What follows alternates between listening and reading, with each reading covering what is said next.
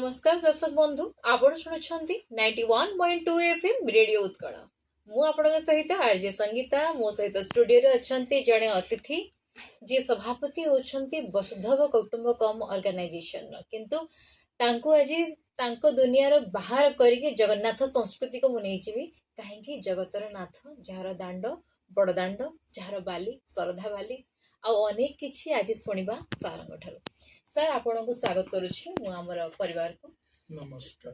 केमति अछंती sir बहुत भल। पवित्र रथ यात्रा बाहुड़ा यात्रा रो अनेक अनेक शुभेच्छा आपन को धन्यवाद। तो आलोचना को जीवा सर मोर प्रथम प्रश्न आपन को रहइबो समस्ते कहंती जगन्नाथ निराकार तांकर आकार नाही ए पर आपन कोन मंतव्य रखिबे वास्तव रे जगन्नाथ साकार होई पारंती उणी भी निराकार होई पारंती। प्राथमिक अवस्था रे आमे जगन्नाथन को साकार रूपे अनुभव करने को चाहूं।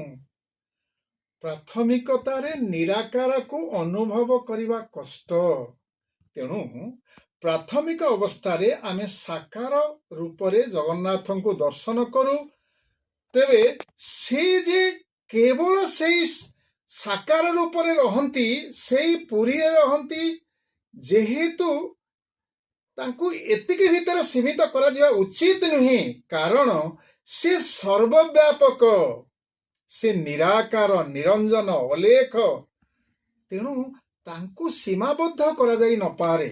बहुत बहुत बहुत सुंदर सर बहुत धन्यवाद गोटे बहुत उच्च धरणर चिंताधारा मोर भी जगन्नाथ आकार को नहीं आसला।